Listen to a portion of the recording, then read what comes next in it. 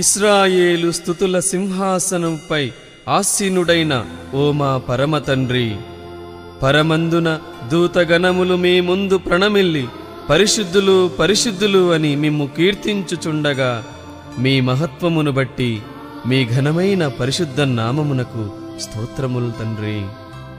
మీరు వాగ్దానము చేసినట్లుగా మీ సేవకుడు ధన్యజీవి అయిన బ్రదర్ జోసెఫ్ తంబి గారి పుణ్యక్షేత్రమును మీ బలమైన పరిశుద్ధాత్మ శక్తితో నింపినందులకు స్తోత్రములు నాయనా.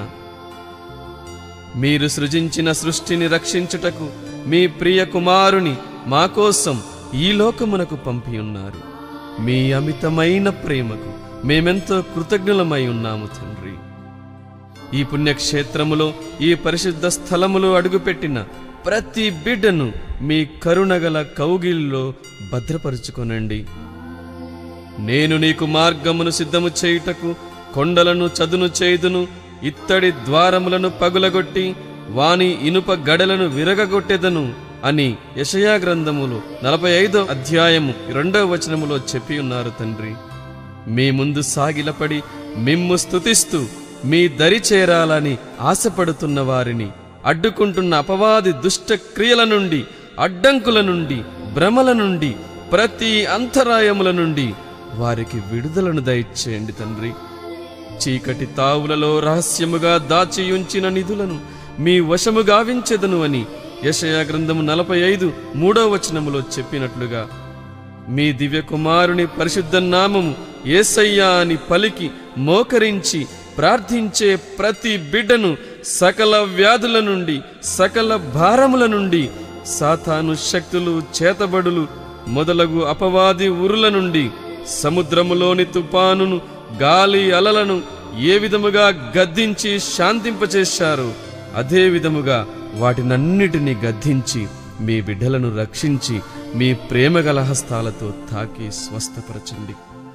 సంతానము లేక బాధలు అనుభవిస్తున్న వారికి, మీ నామం పేరిట అడిగిన ప్రతి ఒక్కరికి సంతాన భాగ్యమును దయచేసి వారి కన్నీటిని తుడిచివేయండి ప్రభువా. అప్పులలో ఉండి నిరుద్యోగములో, నిరాశ నిస్పృహలతో, ఆవేదనతో కృంగి కృషించిపోతున్న ప్రతి బిడ్డను దీవించి ఆశీర్వదించి మీ బలాన్ని వసగండి తండ్రి. సువార్తను బోధించు వారి పాదములు సుందరమైనవని చెప్పారు కదా తండ్రి. ఏ బిడ్డ అయితే సువార్తను బోధించాలని ఆసక్తితో, తపనతో ఎదురు చూస్తున్నారు, అలాంటి బిడ్డలకు వారి హృదయాలలో ఉన్న కోరికను, తపనను తీర్చి మీ సువార్తను బోధించు వరమును అనుగ్రహించండి నాయన. కుటుంబములో నిర్మించువో పరిశుద్ధ తండ్రి, ఈ పాటలు వినుచున్న ప్రతి బిడ్డను, ప్రతి కుటుంబమును శాంతిని, సమాధానాన్ని, దైవభక్తిని, ప్రేమను, అనురాగాన్ని నింపి మీ కృపావరాలతో వర్ధిల్ల చేయమని పరమ పవిత్రుడైన యేసయ్య కృపగల శక్తిగల నామములో అడిగి వేడుకొనుచున్నాము తండ్రి. ఆమేన్. తంబి భక్తులారా గమనించండి, అద్భుతాశ్చర్యకరుడైన యేసయ్య తన సేవకుడైన బ్రదర్ జోసెఫ్ తంబి గారి మధ్యస్థ ప్రార్థన ద్వారా ఎంతో మందిని స్వస్థతపరుస్తున్నారు, జీవితములను వసగుచున్నారు, సంతాన వరములను కలుగజేస్తూ ఉన్నారు. మీరు ఈ దీవెనలను పొందాలని ఆశిస్తున్నారా? అయితే రండి, తరలి రండి, ఉప్పెనగా రండి. ప్రతి శనివారం సాయంత్రం 8 గంటల నుండి 10 గంటల వరకు పెద్దావుటపల్లి తంబి పుణ్యక్షేత్రములోని తంబి గారి సమాధి వద్ద జరుగు స్వస్థత ప్రార్థనలో పాల్గొనండి.